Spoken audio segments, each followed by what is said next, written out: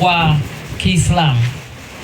Baba yangu anaitwa Idi Makame, babu yangu anaitwa Makame Mdangaya Makame, ambaye alitokea kule Pemba. Alileta Uislamu katika mkoa wa Tanga miaka hiyo ya zamani. Kwa hiyo nilizaliwa Tabora kama nilivyowaambia, tukarudi Lushoto, tukatoka Lushoto tukaenda Songea. Nimekulia kwa Wangoni huko, nimesoma darasa la kwanza mpaka la 6. Nilikuwa pale Songea mjini katika kambi ya Luiko. Tukatoka tukaenda kambi ya Chabruma, ambao nilikwenda kusoma shule moja niliwaambia jana inaitwa Lilambo, kama unaelekea Peramio wanaofahamu Songea. Kwa hiyo baada ya pale niliwahi kusikia habari za wokovu. Tulimuona dada mmoja hivi, alikuwa ni dada yetu wa shule, anaitwa Belta. Alikuwa anaimba tu, tunamuona anaimba, mara anakuja naombewa. Mimi hata sijui hayo mambo. Mimi nilikuwa najua Uislamu, lakini wakati huo sikuwa na uifahamu Uislamu vizuri, mpaka niliporudi Lushoto ndipo nikaingizwa kwenye madrasa. Nikaanza kusoma Qur'ani. Nilikuwa msomaji Qur'ani mzuri sana, ambaye nilikuwa nashika aya za Qur'ani na nasoma vizuri kitabu cha Qur'ani. Nikaendelea hivyo na swala 5 kufunga. Mimi nilikuwa nafunga siku 30, nikimaliza nafunga zile zingine 6, nikimaliza kuna hizi 3 ambazo wamepita. Sikukuu ilikuwa wiki zilizopita nadhani. Nilikuwa mfungaji mzuri sana, lakini kuna kitu ambacho nilikiona kimepunguka ndani ya hiyo dini, japokuwa wakati huo sikuwa na ufahamu wa wokovu ama wa Ukristo, kwa sababu kijiji ambacho kwa tunaishi ni kijiji ambacho 110% ni Waislamu. So nilikuwa sifahamu chochote. Nilikuwa naona ya kwamba wanafundisha, unakariri, lakini hakuna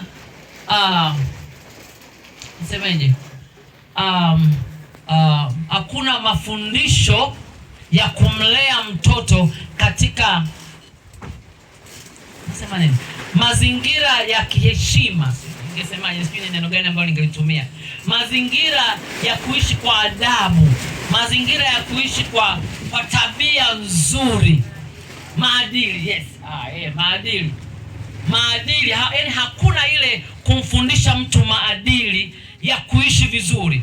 Hata sasa hivi utakuta wanafundisha, utakuta ukifika msikitini wanakuambia, watasema tu utaingia pale utasikia Bismillahirrahmanirrahim, tutaenda kusoma Maliki Yawmiddin, Alhamdulillahirrahmanirrahim, Maliki Yawmiddin, Iyyaka na'budu wa iyyaka nasta'in, ihdinas siratal mustaqim, siratal ladzina an'amta. Yani hakuna kusema kwamba mkimaliza hapo asema mtume wa Mwenyezi Mungu kul huwallahu ahadun Allahu samad.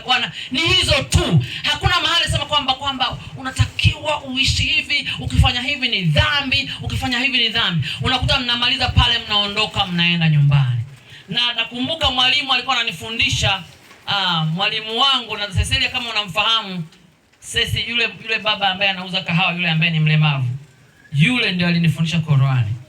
Na mkimaliza madrasa kuna wimbo mnaimba, si kama ninakumbuka, wanasema la ilaha illallah Muhammadar Rasulullah Abudin Ali Mustafa Shairi al-Bakari. Mkimaliza tu hivi papa akiwaongoza, nyinyi mnaitikia natangulia mbele kusubiria wasichana. Hapo anaanza kukutongozea hapo. Sasa nikashindwa, huyu sasa anafundisha nini? Halafu tena unamkuta kwenye ngoma zile za mashetani. Sijui kama huko kuna watu wanapiga hizo ngoma usiku, wanapunga mapepo. Yeye ndio mpigaji ngoma. Sasa nikaja kujifunza ya kwamba kumbe Muislamu na mapepo ni mtu na mjombaye. Yaani wale ni ndugu. Kwa sababu kwenye Qur'ani pia inasema kwamba aliwaumba majini na wanadamu wapate kimoja. Unaona? Aliwaumba majini na wanadamu wapate. Sasa hiyo ni dini kweli? Hajawahi kumbe ni dini ya shetani. Kwa hiyo nilikuwa katika mazingira hayo na sikufahamu lolote juu ya Yesu. Kijijini kwetu kulikuwa na Wakristo ambao ni Wakatoliki, walimu, madaktari, manesi, wageni na Walutheran.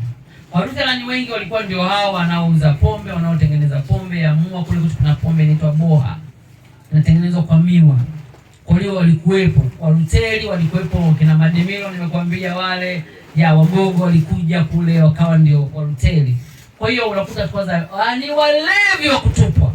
Kwa hiyo hakuna mtu yote ambaye amewahi kuhubiri Injili isipokuwa mchungaji mmoja ambaye alihubiri mwaka 79 wa FPCT. Alikuja kuhubiri pale. Kwanza kabisa alikuja misheni mmoja miaka kama 20 kabla ya mwaka 79 huko nyuma, na walimshika mkono wakamwambia afumbe macho. Alikuja ni mzungu na punda, akaambiwa fumba macho uvuke huu mji, usifumbue macho. Kwa hiyo akavuka. Bahati mbaya na yule naye, sababu si unajua ni misheni, hajaokoka, anakuja kutangaza dini, alichukua udongo akanyunyiza, akaulaani ule mji. Kwa ulikuwa ni mji uliolaaniwa, vidonda, funza. Unafahamu wale funza wanakula miguu. Kwa hiyo walikuwa kila mtu unakuta alikuwa na kidonda. Unakuta watu wamefunga mabende hiyo miaka kama wacheza mpira, kumbe ni vidonda. Huo mji ulikuwa umelaaniwa, hakuna maendeleo, hakuna magari. Basi najitahidi kuja kufika mlimani pale linakwama, haliwezi kufika kijijini. Nimeona basi la kwanza mwaka 1991 kwa mara ya kwanza kanisa lilipojengwa katika kijiji chetu. Kwa hiyo walikuwa ni watu wanapinga. Mhubiri wa pili akaja 79, mchungaji mmoja ambaye yuko mpaka sasa anaitwa Eli Huruma Minya, yuko kule Lushoto. Alikuja pale akahubiri. Baba yangu mkubwa alimshika mkono akampeleka mpaka mlimani, akamwambia geuka, tazama mara ya mwisho ule mji usikanyage tena. Huyo mchungaji alikuja akaomba kibali ya uhubiri, akanyang'anywa, akakatazwa, akaenda kusimama kwenye mwembe. Akaanza kuhubiri yale maembe, akasema enyi maembe, watu wamekataa Injili na wahubiri, na Injili ikae kwenye mwembe huu mpaka mtu wa kwanza atakapookoka. Na mpaka miaka ya nyuma ambayo nimeondoka na Marekani, hapo ndipo tulikuwa tunafanya mikutano ya Injili. Yule mchungaji alipoondoka ameshikwa na baba yangu mkubwa, akafika kule mlimani, akamwambia baba, umesema nisikanyage kwenye ule mji, sitakanyaga. Lakini nitakachokifanya, nitakuombea wewe, nitaombea uzao wako. Ikiwezekana wewe, mtoto wako au mtu wa familia yako yoyote aokoke na nije kulala kwenye nyumba yake. Miaka 10 iliyofuata mimi nikaokoka.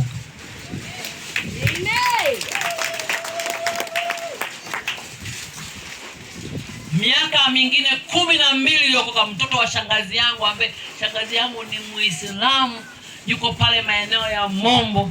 Siku moja nilikuwa nahubiri Injili, nikaenda kumsalimia, ananipa chai. Ukichukua chai ukiweka mkono wa kushoto anakuambia hiyo ni haramu. Usijali, ni Muislamu wa swala 5. Mtoto wake yuko hapa Dodoma, ni askari, ameokoka. Lakini ilikuwa ni maombi ya yule mchungaji. Bwana Yesu asifiwe. Nakwambia haya ujue kwamba Mungu aliyekuokoa, Mungu unayemtumikia sio wa kawaida. Yaani sio wa kawaida. Ana uwezo wa ajabu. Ukimtumikia, ukisimama katika kusudi lake, hata kama litokee tatizo gani, hata kama yatokee magumu gani, simama na utamwona Mungu katika maisha yako. Ikatokea wakati sasa mimi nimeokoka. Ushuhuda wangu nitaukatakata, ni mrefu sana. Labda baadaye tena nitakwambia kingine. Wakati nimeolewa, nikumbuka nilikuwa Muislamu. Sasa baba yangu akawa na rafiki yake, wanakunywa pombe pamoja. Kama bwana, wewe mbona hauna mke? Kwa nini usioe? Ambia sijapata wa kuoa bwana. Sio, akamwambia sasa bwana, rafiki yangu huyo binti yako hafai. Mimi sijui nauzwa hivyo, napigiwa mahesabu. Akaniambia huyo hana shida, unaweza ukachukua tu. Hebu fikiria rafiki ya baba yangu atakuwa na umri gani? Siku moja nikatumwa, akamwambia nenda kwa baba yako fulani anaitwa Mhando, nipelekee hiki kitu. Nikaenda, nikamwambia baba, sasa rafiki ya baba yako sinamuita baba. Baba amenituma nikuletee huu mzigo. Akasema sawa, niwekee tu hapo sebleni. Kaingia sebleni, mlango katikati ukafungwa, wa sebleni ukafungwa, mlango ikafungwa. Ndio nimeolewa. Hivyo tu. Wasambaa ukienda kwa mwanaume ukalala mpaka asubuhi, wanakwenda kutoa posa. Kwa hiyo wakaenda asubuhi wakasema, bwana, kuna mtoto wenu tumemuiba, ndivyo wanavyosema hivyo. Yani nimelia usiku mzima. Asubuhi hawakunifungulia, nimelia, nimekataa kula. Lakini imeshindikana. Nilikuwa na miaka kama 18 hivi. Afu naolewa na rafiki wa nane. Umri wake amempita mama yangu mzazi. Haya, hayo ni mengine. Nilipita hayo. Haya. Sasa nikaendelea, nikawepo tayari, nikakaa mwaka wa kwanza, mwaka wa pili nikapata ujauzito, nikamzaa mtoto wangu ambaye ndio yuko Marekani sasa hivi, anaitwa Sofia. Sasa wakati nimejifungua, kumbuka nimetoka kwenye Uislamu. Ninachojua ni Qur'ani. Huyu yeye alikuwa ni Mkristo, wale wa walevi, anakwenda kunywa pombe, anakuja huko amelewa hivyo. Wanakunywa gongo. Unajua gongo? Na pombe wanaita chang'aa, ile kama ukiwasha kibiriti hivi inawaka. Hiyo. Sasa nimeenda hospitali nikajifungua na nikapata kitu kinaitwa TEA, kama nikapasuka. Mtoto alikuwa ni mkubwa sana. Kwa hiyo damu nikatoka, damu nyingi sana, nikazimia. Nilizimia masaa 10. Nimejaribu kila njia mpaka kama masaa 10 vile nikapata fahamu. Baada ya hapo, utaratibu wa kwetu sisi Wasambaa, ukijifungua mtoto wa kwanza unakwenda kwenu kwa mama yako na baba yako kutunzwa. Utakapo mwezi mmoja ama miwili, afu utarudi kwa mumeo. Kwa hiyo nikaenda. Nimekaa siku 10 tu. Niliweza kumnyonyesha mtoto siku 10 tu. Siku ya 11 nikaanza kusikia maumivu ya tumbo makali mno. Kaumwa na tumbo, nikaletewa waganga wa kienyeji, nikaguliwa kila, nikafungwa madawa huku shingoni, wapi miguuni, kwenye matendegu ya kitanda, yani mtoto kafungwa, lakini maumivu hayakukata. Nikaendelea hivyo kwa muda wa miezi 3. Kumbe damu inaendelea kuisha mwilini, sina habari. Sasa hospitali tunajaribu kuwaambia madaktari, ni basi nipeni rufaa niende hospitali nyingine. Wakawa wanasema hauna tatizo, ni tumbo tu, napewa aspirin na kunywa, kama wakati tuko na paracetamol, sijui sikumbuki. Basi siku moja nikiwa ndani, yani hali imekuwa ni mbaya, maumivu ni makali mno mpaka kama ufahamu unaniondoka. Kwa hiyo siku moja nilikuwa nimekaa, nyumba nilikuwa nakaa ilikuwa na vyumba viwili. Nikaomba nitoke kwenye chumba kile kikubwa niende kwenye chumba kidogo. Nikaenda pale nikakaa na nikaanza kusikia sauti. Nikaanza kuona TV. Wakati huo kwenye TV Tanzania ilikuwa ni wachache sana. Kusikia mahali kuna TV watu wanakimbia huko kwenda kuangalia. Kwa hiyo nikawa naona TV kwenye ukuta. Nikaona watu wanaimba wimbo unasema, kumbuka ni Muislamu. Wanaimba wimbo unasema, unafahamika huo wimbo. Itakuwa ni furaha ya ajabu wateule wakikusanyika Yerusalemu. Sisi kama mmeukisikia wimbo, ni wa zamani sana. Itakuwa ni furaha ya ajabu, tutashikana mikono tukishangilia. Sasa mimi nawaambia jamani, mkiniimbia ule wimbo mtapona. Wimbo gani ule watu wanaimba pale? Wanaona nimechanganyikiwa. Wimbo gani? Nawaambia itakuwa ni furaha ya ajabu. Unajua, oho, mwenzetu ameanza kuona. Wana Waislamu wanasema ahera.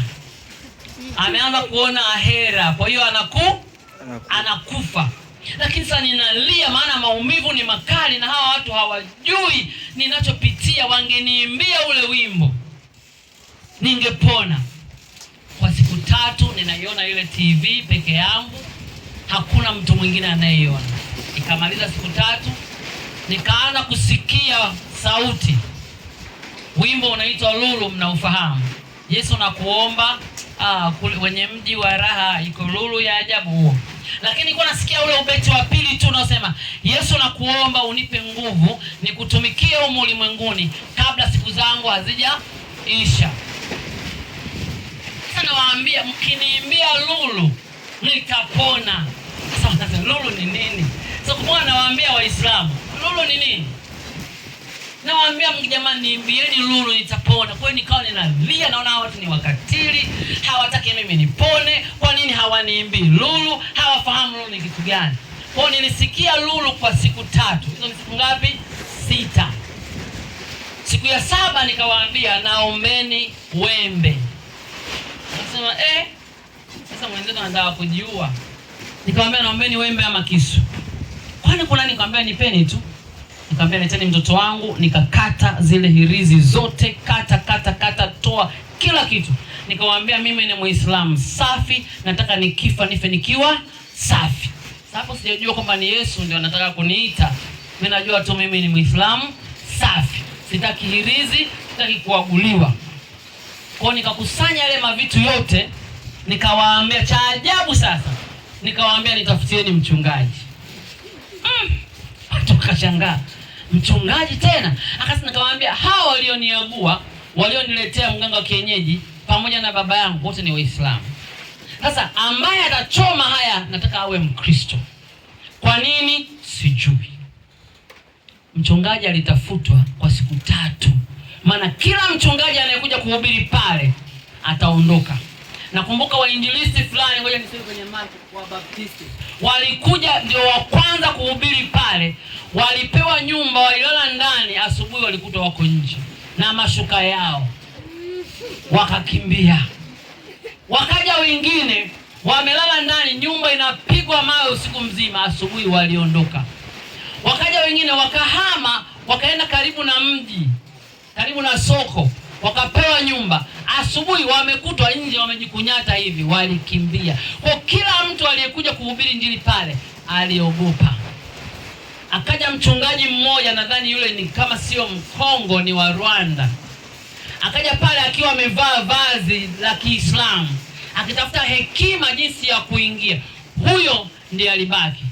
Nikamwambia nitieni mchungaji. Ilichukua siku 3 tena kuniletea mchungaji. Alipokuja pale yule mchungaji hakuniongoza sala ya toba, hakunihubiri injili, kwa sababu alikuwa anaogopa kwamba atanipoteza, maana ni Mkristo, atakuwa Mkristo wa kwanza. Alikuja pale akaniambia unataka nifanye nini? Nikamwambia chukua haya ukachome, na ikiwezekana tuombe pamoja. Sijui haya maneno niliyapata wapi, mimi nilikuwa sijui. Tuombe pamoja. Akaimba cha kutumaini sina, wimbo ambao sijawahi kusikia, lakini nilishangaa nikiimba pamoja na yeye. Na niliposema damu yako na sadaka nategemea daima, nilisikia mzigo mzito umenitoka na nililia, nikasema asante Yesu kwa kuniokoa. Ni kitu ambacho kilikuwa ni cha ajabu sana. Ninasema asante kwa kuniokoa. Kwani kuna wokovu? Sifahamu chochote. Baada ya hapo akaomba, akamaliza, akaondoka. Ndipo daktari akanipa ruhusa niende hospitali ya wilaya Lushoto. Wakati niko pale, akaja mzungu mmoja akanipa Biblia. Kwa Biblia yangu ya kwanza mwaka 90, ninayo mpaka leo. Ilikuwa imechakaa lakini ninayo mpaka leo. Nilichokuwa najua hapo ni Zaburi ya 23 peke yake. Nilikuwa nasoma tu, Bwana ndiye mchungaji wangu. Sasa nikawa pale hospitali, siku ya kwanza kufika nikapimwa, nikaonekana nina majipu tumboni mengi sana. Na ile damu ya uzazi imeganda kiasi kwamba ningepita kama wiki 1 ama 2 ningekufa. Kama imeanza kuoza, nilikuwa nikipumua inatoa harufu mbaya. Na ulikuwa uwezi kukaa karibu na mimi ukala chakula. Nikapelekwa kufanyia operation, lakini damu ilikuwa haitoshi, na damu yangu ni ile group ambalo inasumbua kidogo. Kwa hiyo akatafuta pale, watu walipata Lushoto nzima, hata mtu mmoja tu alitokea mbali sehemu inaitwa Mgwashi, akapigwa simu, akaja, alifuata, kulikuwa hakuna simu, akafuatwa, akaja, katoa damu. Baba yangu, kuna vitu ambavyo katika maisha unaweza ukafanyiwa na mzazi wako, wakati mwingine ukachukia. Mimi wakati ule nilichukia, lakini kuja kujifunza kumbe Mungu alikuwa na makusudi. Baba yangu hakuwepo, mama yangu alikuwa mbali, walikuwa wameachana na baba. Kwa hiyo mtu ambaye nilikuwa naye pale alikuwa mdogo wangu, anaitwa Sara, alikuwa mdogo sana. Kwa hiyo hakuwa na uwezo kunisaidia chochote. Kwa hiyo damu sina, baba ni naye, ni askari, ana uwezo wa kutafuta hata watu wawalipe. Lakini alipoambiwa akasema huyo hata akifa tu nina sehemu ya kumzikia. Babangu alikuwa katili fulani. Nilikwambia jana nilimsamehe babangu nikiwa na miaka 42. Kwa hiyo alikataa kuja. Unajua damu nilipewa na nani? Na tulipewa damu na wafungwa. Kwa hiyo walienda, kuna mtu ambaye alikuwa anafahamiana na baba watoto wakati huo, akaenda kaongea na wafungwa, wanafahamu magrupu ya damu, wakaja wakapimwa, nikapewa damu mara ya kwanza na wafungwa na mara ya pili tena na wafungwa. Jambo liliniumiza sana, lakini baadaye nilikuja kugundua kwamba ilikuwa ni mpango wa Mungu kuniwezesha kusimama. Wakati nimerudi nyumbani, kwa sababu nimetoka kwenye Uislamu ule sio Uislamu wa kawaida, ule ambao wa swala tano wa kutokea Pemba, walinipinga kwa kila njia. Nafikiri kama baba yangu angekuja pale hospitali, nikitaka kitu napata, nikitaka damu ananitafutia, nikitaka chakula napata. Kwenye kurudi angeniambia usipoacha Ukristo mimi nakuacha. Ingenitikisa kidogo, si ndio? Lakini niliporudi nikasema, usipoacha hiyo dini, wewe sio familia yangu. Nikamwambia, nilipokuwa hospitali sikukuona baba. Damu nilipewa na wafungwa baba. Nilipoumwa nililia peke yangu mpaka mama yangu alikuja. Kwa hiyo tayari mimi sio familia yako. Kwa hiyo kule kukataa kuja kulinipa ujasiri wa kuweza kusimama na kusimamia imani ya Kristo. Sio kila jaribu linalokuja maishani mwako linatoka kwa shetani. Kuna mambo mengine unapitia ili Mungu apate kukukomaza, kukunoa. Kisu kinapokuwa kikali kinapita kwenye jiwe, kinasagika ili kiwe kikali. Kuna mambo unapitia ili uwe mkali, chombo kikali cha kupulia nafaka, cha kuifikisha milima. Sio kila jaribu useme natoka kwa shetani, unaimarishwa.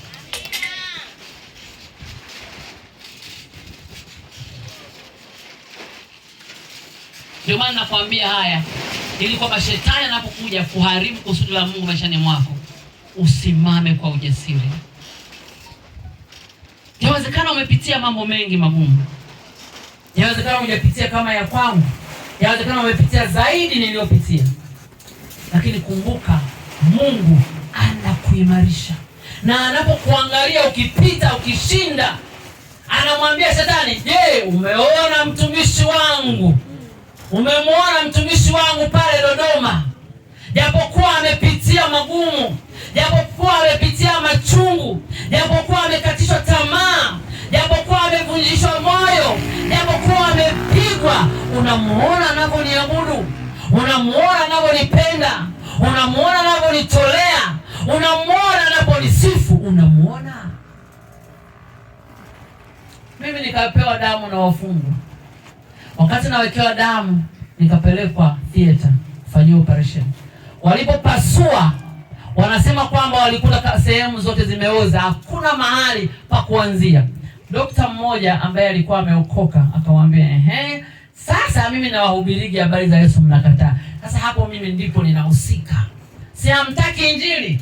Leo nitaomba. Dokta akaniwa, akaomba. Alipoomba, ile damu zikakusanyika sehemu tatu. Sehemu ya hapa na hapa na hapa. Ndipo wakaweza kufanya kazi. Wakati huo muda wa ile nusu kaputi wakanishona hivyo. Nikarudishwa kwenye chumba kwenye wodi. Nimeamka, atafahamu hazijanirudia vizuri. Tumbo limevimba sana. Wakati huo mama yangu hayupo. Mtoto wangu ni mdogo sana, anatunzwa na kuna rafiki mwingine ambaye amemshika. Kumbuka sasa ananyonya, lakini inabidi apewe maziwa ya ng'ombe. Alafu Mungu alivyo ajabu, kuna dokta mmoja Masai anaitwa Ole Nguyaine. Alikuwa Urusi. Alikuwa anachukua PhD ya magonjwa ya wanawake. Huyu dokta alipofika Muhimbili akasema, nimekuja kufanya research ya PhD yake. Akasema, sasa utakaa Muhimbili utakaa? Asema, hapana, natafuta kijiji, nataka niende hospitali za vijijini. Akaambiwa wapi? Akasema Lushoto. Kama bwana huko kijijini bwana, wewe PhD bwana fanyia hapa? Akasema hapana, nataka niende huko. Kumbe ni Mungu alikuwa anamleta kwa ajili yangu. Alipokuja pale, ashukuriwe Mungu, mimi wa Masai wananipenda sana, sijui ni kwa nini. Yaani nikienda kwa Masai napokelewa vizuri sana. Sasa alipokuja akaambia, bwana kuna kesi moja hapa tumeishindwa. akaletwa kwangu. Aliponiona akaona kama mimi ni Mmasai mwenzake. Kitu kingine, alimhurumia mtoto wangu. Akasema nitahakikisha amekufa ama amepona. Akasema kesho tena anapelekwa theater. Kwa nikapasuliwa tena. Nikapasuliwa, nikarudishwa. Nimekuja kuamka kama siku ya 7. Unajua unafanya operation unaamka siku hiyo hiyo. Mimi niliamka siku ya 7. Nakuja nimewekwa mpira mmoja hapa wa damu, mwingine hapa wa maji, wa puani, wa haja ndogo, na hapa nimewekewa mipira 3. Kwa hiyo nilikuwa na mipira kama 7. Yaani nashangaa nini kinaendelea. Kwa hiyo nikakaa hivyo mpaka ile mipira inakuja kutolewa ndio fahamu zinanirudia vizuri. Nikaanza kukamuliwa usaha kila siku kuanzia Jumatatu mpaka Ijumaa. Kila siku ninatoa lita 1.5 ya usaha. Vijana mpo? Hebu tusimame kidogo. Nikawa nakamuliwa, natoka usaha lita 1.5 kila siku. Nilikuwa na uzito wa kilo 88, nikafikisha kilo 45. Nikawa hata kutembea siwezi kumbeba mtoto, siwezi kunyanyua kikombe kutoka hapa kupeleka mdomoni. Nilikuwa sina hiyo nguvu. Nikawa nimekonda kabisa. Watu wakasema sasa ambaye hajawahi kuona mgonjwa wa ukimwi aje angalie. Kwa hiyo nikakaa pale hospitali,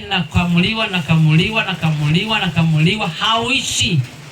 Tukajiuliza huu usaha ni usaha wa aina gani? Jipu ukilikamua likitoka ule mmoja maana silinaisha, usaha unaisha. Huu hauishi. Siku moja wakaja watumishi wa Mungu. Mmoja alifariki, anaitwa Charles Mchome. Alikuwaga na chuo cha Biblia kule Lushoto kinaitwa WDA, Worldwide Discipleship Association. Nilisoma hicho chuo baadaye. Alifariki 93-94. Kuna mwingine anaitwa Rogers Brubeck. Alikuwa ni mzungu mmoja ambaye nadhani sasa hivi inawezekana labda naye amekufa ama bado ni mzee, yuko Marekani. Niliwahi kuongea naye akiwa na miaka 80 na sijui sasa hivi kama yupo au hayupo. Wakaja pale kanisani au hospitali, wakaja kuniombea. Wakati mama yangu ameshakuja.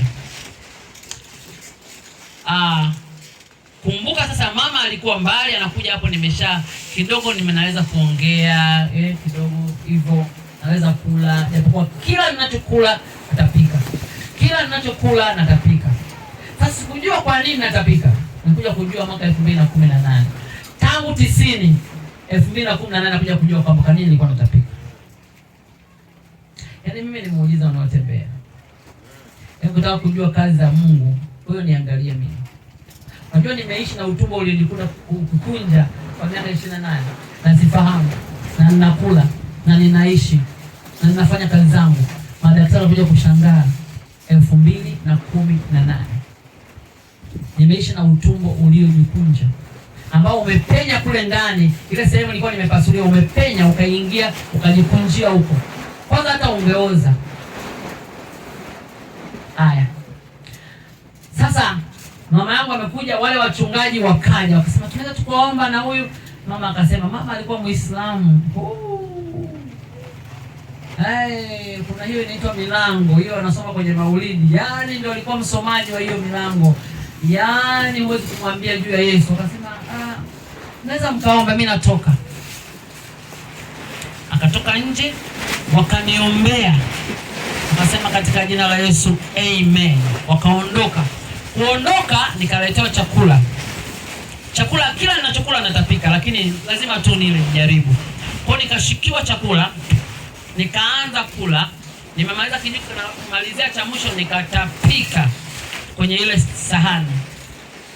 Nilipotapika kuna mti fulani unaitwa mkaratusi, sijui kama huko upo.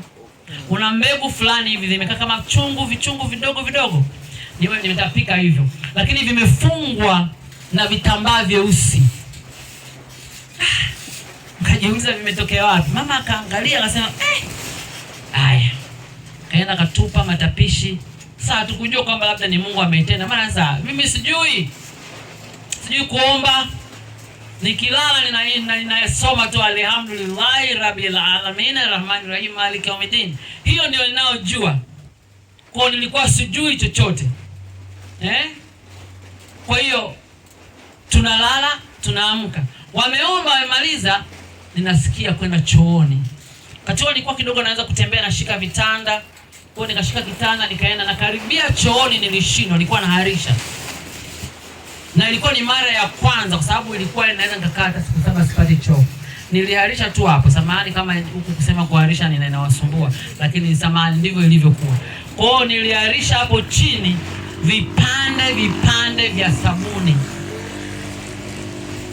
Nikamuita nesi, nikamuita mama, wanashangaa. Ingekuwa ni bafuni, tungesema labda kuna mtu amedondosha, lakini vilikuwa ni vingi sana, na kipande kimoja kikubwa hivi. Mama akakichukua akajaribu hivi, ni sabuni. Imetoka wapi? Hapo ndipo usaha ulikoma. Baada ya miezi 3. Ilikuwa Jumapili. Daktari akaja, yule ambaye ni Masai. Kumbuka hospitali mara nyingi wanaosafisha vidonda vya wagonjwa ni manesi. Lakini cha kwangu alikuwa anasafisha huyo mwenye PhD. Mungu alikuwa amemwandaa tu kwa jinsi yake. Akaja akaniambia, "Hey Makame, vipi?" Nikamwambia, "Mimi nimepona." "Umepona?" Nikamwambia, "Nimeombewa." Akacheka. Ni msomi hawaamini kama kuna Mungu. Nakumbuka amesomea Russia. Akasema, "Haya, nitaona kama umepona." Kwa hiyo akaanza kunikamua. Kwa nilikuwa nawekewa utambi. Akatoa ule utambi, akanikamua, hakuna kitu kinatoka. Akamwambia, "Unaniumiza bure, mimi nimepona." Akasema, "Haiwezekani kwa sababu Jumatatu usaha unakuwa mwingi, kwa sababu Jumamosi na Jumapili huwa sikamuliwi." Akachukua kitu kinaitwa forceps. Akafungua, akajitoboa. Sababu unaniumiza tu, katoka damu, akaminya, hakuna. Akasema, "Umepona kweli?" Akasema, "Sasa manesi, kuanzia leo msimweke utambi." Kwa hiyo nikakaa wiki moja. Baada ya wiki nikapewa ruhusa, na daktari yule alikuwa amekaa mwezi mzima kwa ajili yangu, akarudi Urusi.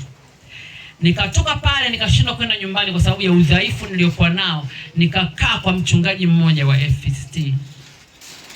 Nikaanza kukohoa. Ninakohoa mpaka natapika. Mama yangu bado hajaamini.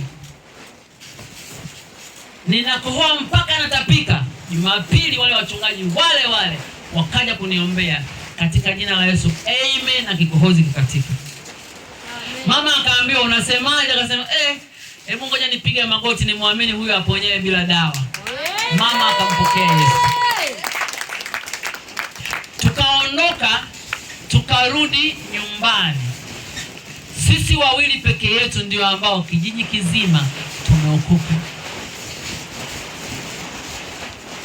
Tukaenda sasa kuanzisha kanisa. Nikitembea ni kama vile na kipepeo, yaani sina hata nguvu. Watu wanakuja kuniangalia, wanasema, "Jamani, wewe mgonjwa yuko wapi?" Kumbe niko kitandani, sionekani. Kwa jinsi ambavyo nimekonda. Wakaita nina ukimwi, wengine wakaita nina kansa, wengine wakasema vitu mbalimbali. Lakini kitu ambacho nataka kushuhudia ni kwamba wakati ule ndugu zangu sasa wanakuja kupingana na ile injili ambayo nimeipokea, wanakataa, wanataka nitoke kwenye wokovu. Kaka yangu mmoja anaitwa Shafii akaenda kutafuta mganga wa kienyeji aje kwangu tena. Sasa kule kwetu kwa Wasambaa, mganga wa kienyeji akisema ndio ninakuja, anatanguliza mikoba yake. Kwa mikoba ikaja. Nikamwambia, "Mimi siwezi kuabuliwa. Mimi nimetoka huko." Wakaniambia, "Nguvu huna, tutakushika, utaabuliwa." Mama wakati huo imani yake ina yumba kidogo, sababu nilikuwa nimeanza kuvimba tumbo. Kumbe sasa nilikuwa nimeshona juu, ndani hawakushona, maana walijua ninakufa. Kwa hiyo utumbo ulitoka ukawa unauona kabisa ukifanya kazi. Mimi nikamwambia, "Mama, huko nilishatoka, siwezi kurudi." Akaniambia, "Mwanangu, hautachanga chale. Ni dawa tu unapakwa." Nikasema sawa. Wameingiza mikoba yao, nikamwambia, "Mama, njoo huku chumbani. Tuombe." Sasa najua kuomba, sijui. Nikamwambia, "Yesu, kwani huyo mganga uweze ukampa ugonjwa akaacha kuja?" "Basi mimi naomba kama unaweza mfanyie hivyo." Ndio maombi niliyoomba. Tumemaliza. Mikoba imeletwa asubuhi kama saa 2 hivi. Saa 10 mganga anatuma mtoto kuja kuchukua mikoba. Anasema ana malaria kali sana. Wakapanga siku ya pili wiki iliyofuata. Mikoba ikaja. Nikamwambia kaka, mimi sihitaji mganga, nahitaji nyama ya ng'ombe, nipate supu au kuku, sihitaji. Hapana, hatujawahi kuona kitu cha namna hiyo. Lazima uaguliwe, huo ni uchawi. Wakaleta mikoba, nikaingia nikisema, Yesu fanya vile vile ulivyofanya. Mgonjwa akapigwa tena ugonjwa. Mikoba mara ya 3 akamwambia kaka yangu, maruhani yangu, majini yangu yamekataana na mgonjwa. Jamani, tuna Mungu anaishi. Amen. Hakika tunaye Mungu. Tunaye Mungu atendaye. Anasema usiogope, kila siku moja ina usiogope. Usiogope, mimi niko pamoja nawe. Nitakupigania. Nitakushika kwa mkono wangu wa kuume. Tukaenda, ikapita. Ngoja niachie hapo. Lakini wakati fulani nikiwa Marekani, nikaja nikafanyiwa operation. Ndio nikakutwa kumbe utumbo ulijikunja miaka yote. Madaktari kaniambia, ulikuwa unakula? Ulikuwa unaishije? Basi ni mimi nilikuwa naishi na ninakula. Ndio nashangaa kumbe utumbo ulikuwa umejikunja. Nikamshangaa sana Mungu tueleza. Sasa baada ya kufanywa ile operation, nika kule Marekani sasa. Nimetoka huko. Huo ushuhuda mwingine ni mrefu sana. Nataka tuje kwenye lengo. Tumebakiza muda mfupi sana. Baada ya kufanywa ile operation kule Marekani, ilikuwa operation ya dakika 45. Operation ambayo ilikuwa inafanywa na robot. Lakini walijaribu, ikaonekana kizazi cha mwanamke ni kama milimita sijui ngapi. Cha Mungu ilikuwa mara 10 ya kizazi cha kawaida. Kwa hiyo kimefika hapa juu. Kwa hiyo walijaribu kukitoa kwa sababu ilikuwa na mauvimbe tena mengine. Ikashindikana. Ikabidi wanipasue. Kwa hiyo operation ya dakika 45 ikageuka kwa lisali zima. Walikafanywa operation ndio wakakuta utumbo umejikunja, utumbo mdogo na mkubwa umekuwa upside down. Yaani hakufai. Kwa hiyo kwa ujumla tumbo langu lilikuwa halifai. Kwa wakatengeneza vizuri, nikaa vizuri, nikatoka. Sasa Marekani ule mstari unasema asiyefanya kazi kula na asile. Huko ndio unafanya kazi vizuri sana. Ukienda kazini ukichelewa nusu saa unakatwa lisali zima au lipi. Kwa tunalipo kwa saa. Kwa hiyo usipoenda kazini ina maana hauna mshahara. Na kule kodi ya nyumba ikifika tarehe 1 unapewa siku za neema 4. Tarehe 5 ni mwisho. Usipolipa tarehe 7 barua inatoka mahakamani. Ukutane na mwenye nyumba wala humjui. Barua mahakamani, na ukichelewa kulipa wakakutoa kwenye nyumba au ukaitwa mahakamani mara 2. Siku ukihama kwenye hiyo nyumba Marekani, hautakaa upate nyumba ya kupangisha kwenye maisha yako yote. Yaani hiyo ndio sheria iliyo Marekani. Ukaiba, ukakamatwa na polisi, ukapelekwa mahakamani, kesi yako ikawa imeandikwa kwamba kweli uliiba, ukafungwa ama ukapigwa fine, hautakaa uajiriwe mahali popote Marekani maisha yako yote. Ndio maana mnafikiria Marekani hakuna ombaomba. Kuna ombaomba wa kutosha. Yaani kuna ombaomba wengi. Ndio maana Marekani imejaa watu wanaitwa homeless wengi mno, kwa sababu ya sheria waliozo nazo. Yaani kuonyesha homeless Marekani. Unafahamu kuna mji unaitwa Los Angeles. Sisi tunawe kusikia. Ule ambao watu wa Hollywood wako huko. Kuna ombaomba 600,000. Sasa huku hapa ni New York, ngoja nikuonyeshe tu New York.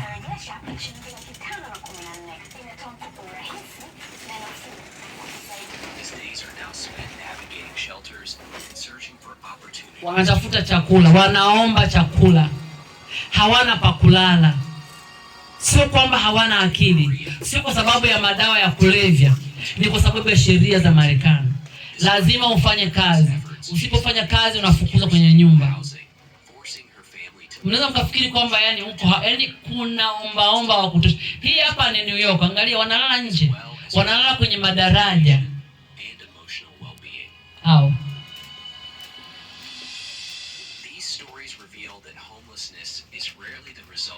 wengine unakuta, unaona hao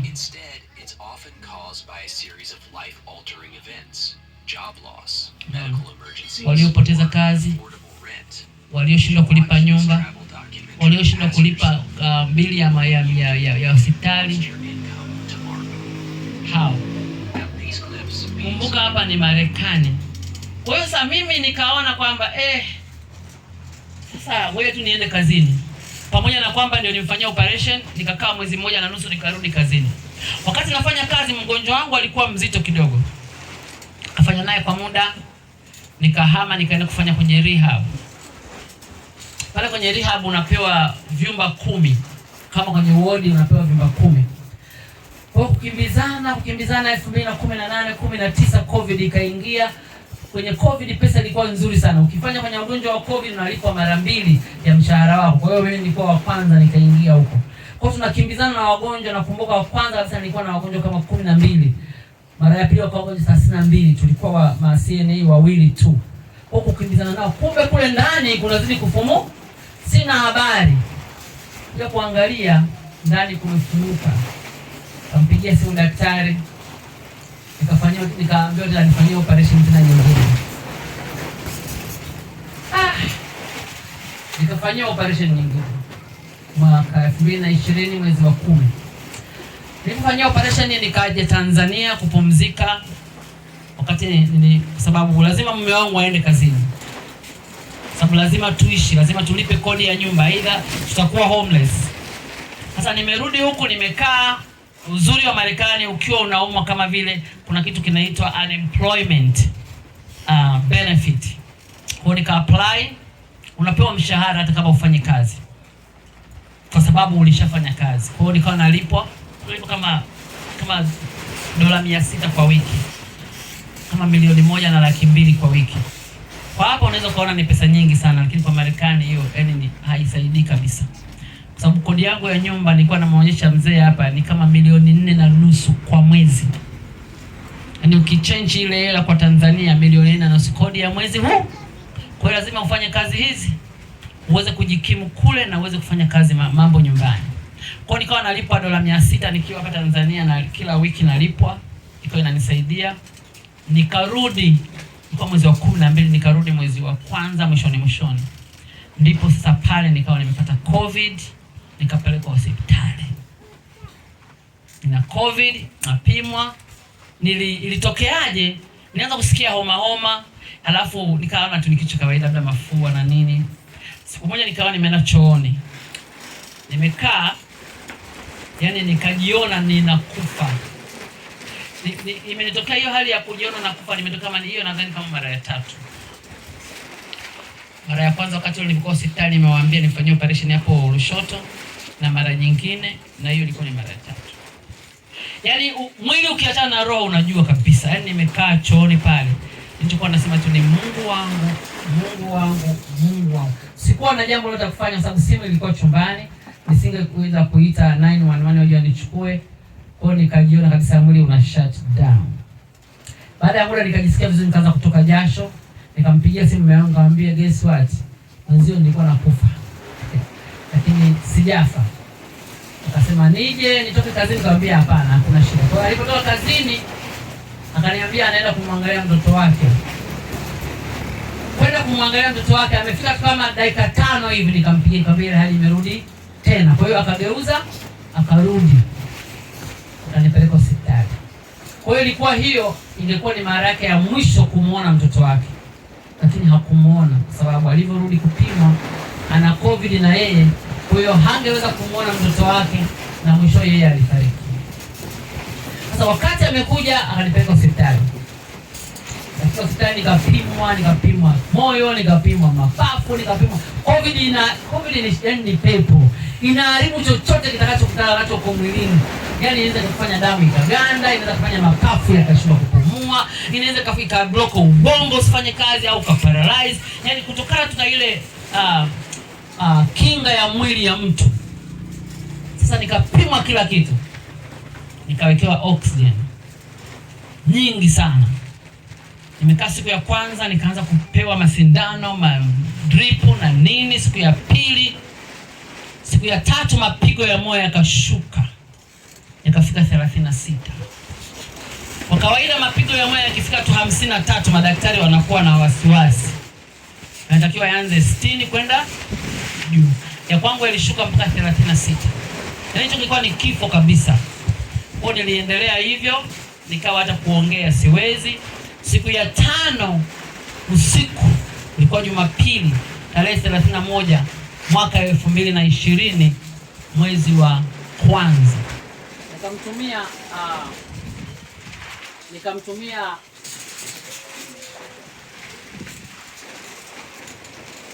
Nikamtumia message mume wangu, nikamwambia kesho ninaruhusiwa. Sababu ukiwa na COVID hakuna kitu ambacho wanaweza kukifanya kukusaidia. Hakuna tiba ambayo unaweza ukaipata. Kwa wanakupa tu labda vitamins, nini, zinc, vitamin C na nini, wanakupa kuweza tu kupata ile kinga ya kupambana na vile virusi vya COVID. Sasa nikamwambia ninaruhusiwa kesho. Akaniambia sawa, nitakuja kuchukua. Asubuhi nakuja kuletewa matokeo. Nakumbuka nilipimwa. Naletewa matokeo ya vipimo. Nakuja naambiwa kwanza upande wa kulia wa ovary. Unajua ovary za mwanamke kule ambako ndio kunaunda mayai ambayo yanatengenezwa watoto. Moja imevimba kiasi, imejaa usaha kiasi ambacho kinatengeneza tapasuka wakati wowote. Kwa hiyo nimeambiwa nimuone daktari, yani haraka iwezekanavyo. Halafu nikaambiwa ninagoika.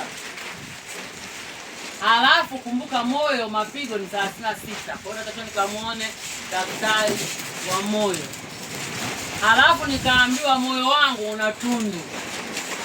Halafu nikaambiwa nina sukari. Halafu naambiwa mume wangu amekufa.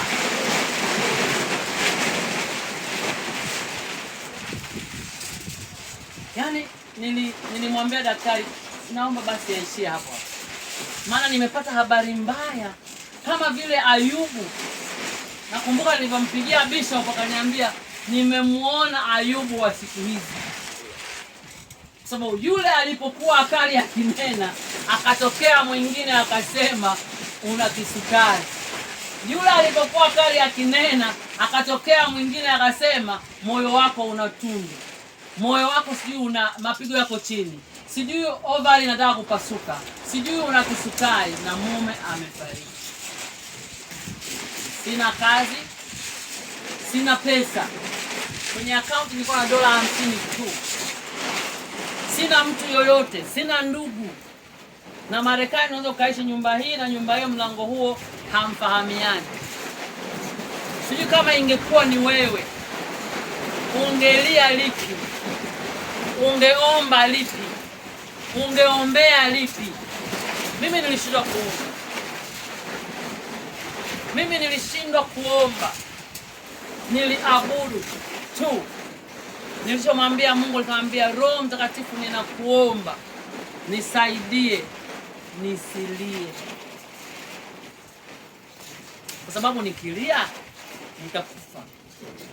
Mapigo ya moyo yalikuwa ni chini sana, hata kuongea nilikuwa siwezi.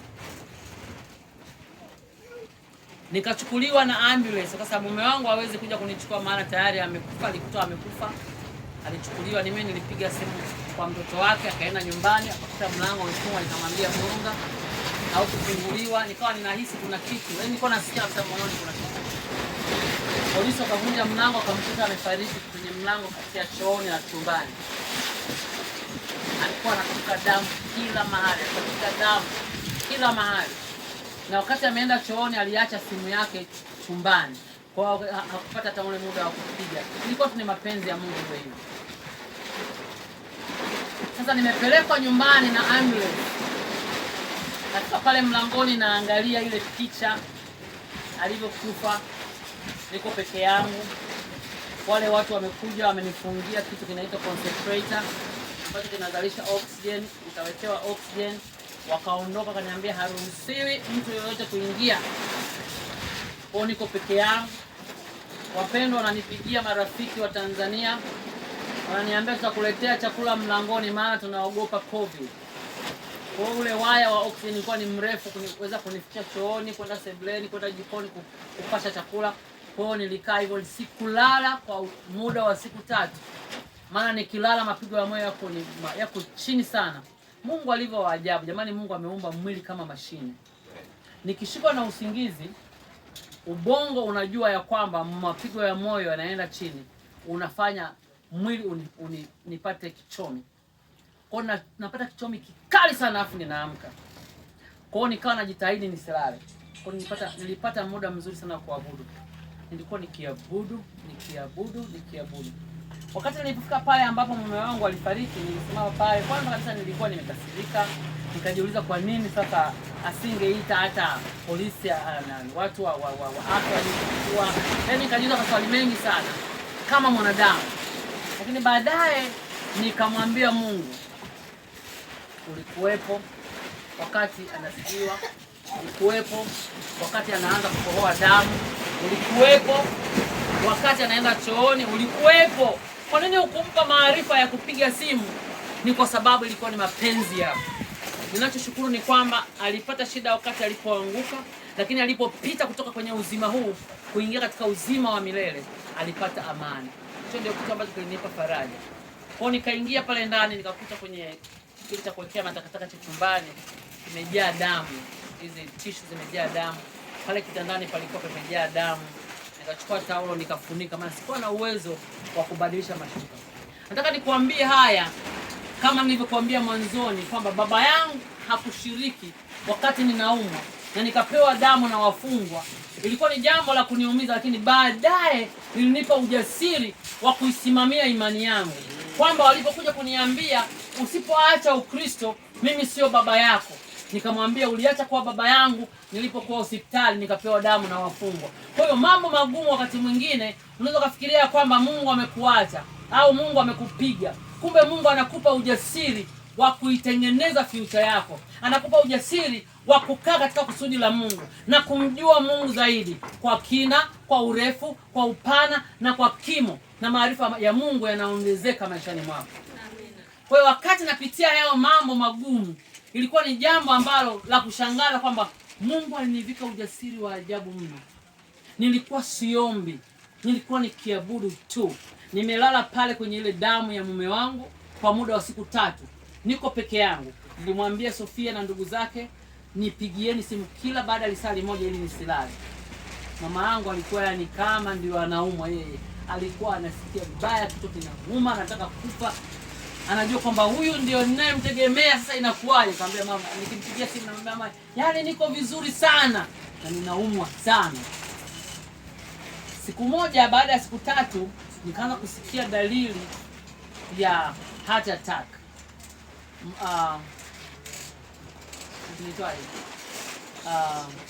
Mshtuko wa moyo, ndio? Mshtuko wa moyo. Watu wengi wanakufa kwa ajili ya hiyo. Ukianza kusikia tu maumivu kwenye bega la kushoto, maumivu makali, yanakimbilia hivi, ujue hiyo ni dalili mbaya sana. Kwa hiyo nikaanza kusikia afu moyo unafinya. Nikasimama. Nikamwambia Mungu, nimekuona mara nyingi sana. Haujawahi kuniacha. Haujawahi kuniaibisha wala haujawahi kunipungukia. Mume wangu amefariki, nina $50 kwenye account. Wakati huo naangalia imefikisha $9,000 kwenye simu yangu. Ninaangalia kwenye account nina $9,000. Watu wamechukua makampuni wanaosafisha nyumba wamelipia.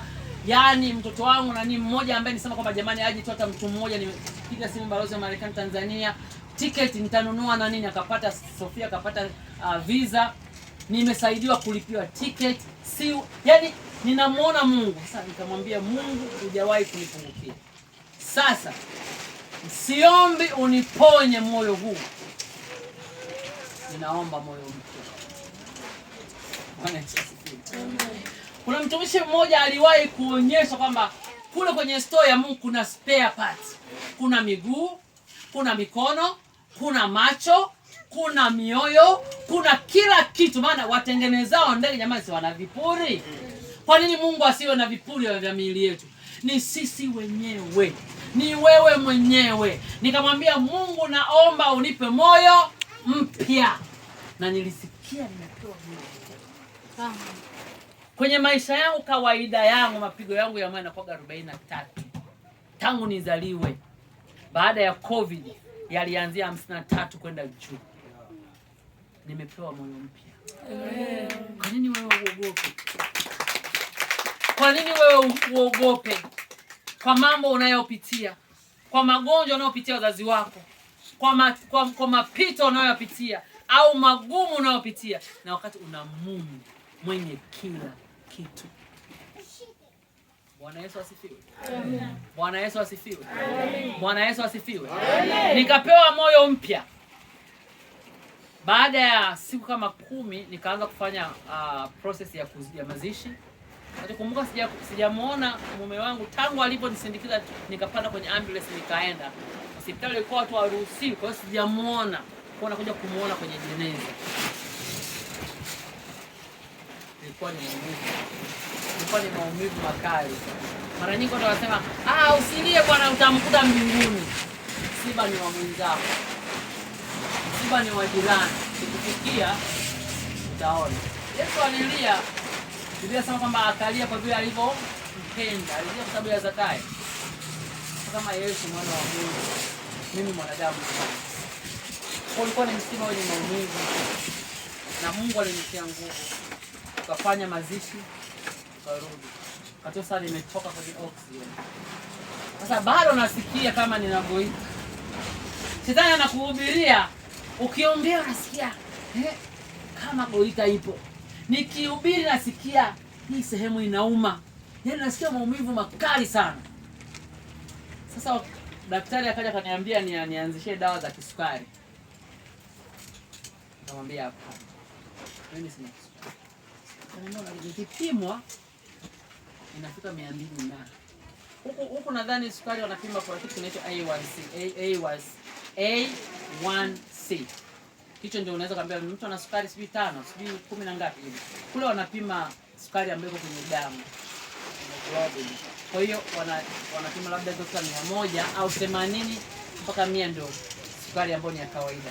Kwa hiyo kafika 290 na kama 300 hivi. Sasa si umeona mwenyewe una kisukari? Nikamwambia hapana. Sina kisukari. Kamishana na daktari pale, na sheria za Marekani niliwaambia mtu akikataa dawa daktari uruhusiwa kumlazimisha. Sasa akampigia simu daktari wangu, akanipigia akaniambia, Susan, unataka kufa? Nikamwambia unadhani dawa zinafanya mtu asife? Ananiambia kisukari ni ugonjwa unaweza kukuua mara moja. Nikamwambia unadhani dawa zinafanya mtu asife? Karudia tena. Nikamwambia mume wangu alikuwa na dawa vichupa zaidi ya 12. Tumemzika. Na alikuwa mwaminifu sana kutumia dawa. Nikamwambia dawa hazimfanye mtu asife. Na kama hizo dawa za kisukari zinafanya mimi niishi, basi sitakunywa. Akaniambia nakushauri, sikulazimisha. Nikamwambia ngoja nikwambie kitu. Mimi sijasoma, lakini mimi sio mjinga. Kwa sababu kuna dawa mliniwekea nikiwa hospitali, mkaniambia itanipandisha sukari kwenye damu. Hiyo ndio imesababisha sukari imepanda. Lakini kwa sababu sitaitumia tena, sitakuwa na sukari. Hata nikamwambia na kuomba usinilazimishe, sina sukari. Kwa sababu yani shetani anatafuta tu kwamba daktari akishakwambia una sukari, utaanza kusikia mate yanakauka. Unaanza kusikia yani vitu vya ajabu ajabu mwilini. nimeambiwa niende kwenye daktari wa moyo, nikaambiwa mambo mengi sana. Napenda nikwambie ya kwamba Mungu tunayemtumikia akisema atafanya, atafanya. Amen. Mwaka jana nikaingia kwenye vipimo. Sasa nilikuwa sina bima ya afya, sababu bima yangu ilikuwa chini ya mume wangu. Alipofariki ilikatwa, kaondolewa. Mwaka jana ndo nilipata bima ya afya. Sasa kabla ya kupata bima ya afya, nikiwa kazini nikapata tatizo ambalo niliwaambia, utumbo tena ukajikunja tena, ambapo sasa Mungu naye alinifanyia muujiza. Sasa muujiza mwingine ambao nilikuja kufanyiwa, ndio maana nakwambia Mungu hazuiwi na mazingira. Anaweza kukubariki hapa hapa Dodoma. Amen. Anaweza kukuinua hapa hapa Dodoma. Tumeona mtumishi mmoja pale kwenye kanisa la AGT alikuwa mpiga debe miaka 8 iliyopita. Mpiga debe hapo mitaani. Mpiga nini? Mpiga debe anaweza akanunua gari la milioni 100. Huyu amenunua gari la milioni 120. Na amejenga hoteli moja kule Iringa inaitwa sijui nini Executive. Kubwa nzuri. Mungu anaweza kukubariki hapa hapa ukisimama kwenye kusudi lake. Wewe nikwambie, nikaingia hospitali sina bima ya afya. Nimekaa siku 4 kutarajia kunipiga operation na Mungu akaingilia kati. Nimeondoka nafika nyumbani natumiwa bili ya $7,000. Dola ngapi? Sijafanyia operation, ngoja nikupigie mahesabu $7,000. 7,000 mara 2,700. Milioni 18,900,000. Milioni ngapi? 18,900,000. Nazo sina. Nikasema nikamwambia Mungu uliyenifanya nikatoka hospitali ile sikupewa hata kidonge cha kupunguza maumivu. Wewe ndiwe Mungu ninayekutegemea. Nikamwambia ulisema wewe ni mume wa wajane, nikamwonyesha bili hiyo $7,000 utailipa. Ninakuamini Mungu. Katika jina la Yesu, amen. Nina amani. Tatizo tukiomba, watumishi wa Mungu, tukiomba tunaangalia kwingine. Mwingine anaomba anamwangalia mwanadamu. Anaomba anasema nitamkopa fulani. Anaomba anasema nitaenda kwa ndugu yangu fulani ambaye yuko mjini ana pesa nitamuomba. Omba, muachie Mungu afanye. Muamini 100%. Wakati nakuja kwenye msiba, mama mchungaji mmoja kaniambia, sasa kuna kitu nimeonyesha kwamba inaniingizia pesa kwenye simu. Kwa hiyo tumefungua hiyo biashara. Hela yangu yote nikaingiza hapo. Sasa nimeingiza hiyo hela, baada ya siku 2 naambiwa kuna msiba. Wewe mama mchungaji, sasa tunafanya nini? Hela kwenye account huna. Nikamwambia si tumeomba. Si tumeomba. Jamani, si tumeomba. Basi ukiomba muachie. Muache. Mwambie Mungu nimeomba. Kama unataka niaibike shauri yako. Nakumbuka nikaenda kufanya mkutano huko Sanyajuu, mchungaji kaweka bango kubwa, mtumishi wa Mungu, si maajabu leteni wagonjwa. Nikasema hey, hili bango bora ni kubwa sana. Nilienda tu nikafika pale, nikamwambia ninapolala ni wapi? Akaniambia ni hapa. Nikapiga goti nikasema Yesu, umeona bango lile? Mimi Suzana sijawahi kuona hayo mambo. Ukiniaibisha shauri yako. Na alitenda. Kwa alipokuwa anazungumza mama mchungaji alikuwa anaangalia kwenye account kuna nini. Unapoomba usiangalie kuna nini. Usimwangalie nani atafanya nini. Muangalie Mungu 100%. Nikamuomba Mungu juu ya hili deni. Nikashangaa napigiwa simu naambiwa kwa sababu unafanya kazi kwenye hiyo hospitali tutakupa punguzo. Nikawaambia jamani, mimi nimeajiriwa na agency, niko kwa mkataba pale. Siko chini ya hiyo hospitali. Nikawaambia tu ukweli. Wakasema hiyo haijalishi. Na sio kitu cha kawaida. Kwa sababu wale sio mwajiri wangu, singepaswa kupata discount. Wakasema tutakupa discount, badala ya kulipa 7,000 utalipa 3,500. Nikamwambia hata hizo sina. Nikamwambia Mungu 3,500 zimetoka. Malizia na hizi. Yule kipofu akaambiwa unaona nini? Naona watu kama miti. Yesu hakuachia hapo, akakamilisha. Nakuja kupigiwa simu. Naambiwa deni limelipwa. 7,000 dola imelipwa. Halafu una credit ya 3,600. Siku yote ukiumwa kwenye hizo hospitali 1, 2, 3, 4, 5, 6 ukienda unazitumia. Ikiisha miezi 6 tupigie tena tukupe nyingine. Mimi ni nani? Mimi nilishangaa kwa nini nipewe hivyo. Hebu fikiria. Mimi sio mwajibu wao. Kama sio Mungu aliyetenda haya. Israeli na aseme sana. Sasa utasema nimefanyiwa kwa sababu naishi Marekani. Kwa sababu wale sio waajiri wangu. Nimefanyiwa kwa sababu nimemuomba Mungu. Wakati napigiwa simu kwenye msiba ni hivyo, nikamwambia Mungu sina nauli, natamani kwenda. Maana ile familia inanihusu mno. Kutuma pesa ni tofauti na wao kuniona. Hata hii kukaa huko Dodoma nimemwambia jamani mnisamee, ni kazi ya Mungu. Wanatamani niwepo pale. Nikaangalia nitafanya nini. Nikaingia kwenye website ya Emirates, hii ndege inayopitia Dubai. Kuangalia kubadilisha tarehe ilikuwa ni mwezi wa 8 ni dola 2,000. 2,000 nazitoa wapi? Kwenye account nilikuwa sina na dola shilingi ngapi za matumizi za nauza kuzungukia hapo. Sasa nikaomba Mungu. Roho Mtakatifu akaniambia wapigie simu. Wapige simu. Kaongea. Na mmoja akaniambia, "Barika tarehe itakuwa labda hapo talipa dola 2,000." Nikamwambia, basi kama ni hivyo, basi tutaenda. Kwani unaenda kufanya nini? Nikamwambia, "Hapo nilikuwa nalia, nikamwambia naenda kumzika kaka yangu. Kaka amefariki, lakini kama ni dola 2,000, basi nitavumilia tu, itakuwa hivyo." Akaniambia, "Hapana. Huwa tuna sheria abiria wetu akipata tatizo la kufiwa na mzazi au kaka, mtu wa karibu, tunampa punguzo. Kwa ngoja nikuunganisha na supervisor wako." Kaniunganisha, kaongea, kaniambia dola 950 kutoka kwenye 2,000. Nikamwambia, "Okay, sasa nataka niwaulize, je, naweza kulipa pole pole?" Akaniambia, "Kwani wewe ni member wa Emirates?" Nikamwambia, "Ndio." Basi kuna punguzo lingine dola 750. Hebu kutoka kwenye 2,000 mpaka 750. Kama siye Mungu ni nani?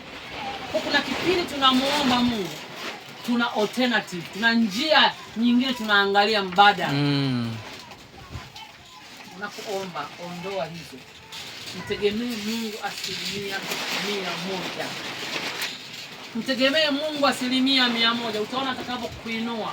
Bwana Yesu asifiwe. Amen. Bwana Yesu asifiwe. Amen. Bwana Yesu asifiwe. Vijana mpo? Tupo. Usimame. Alafu tutakwenda kuomba.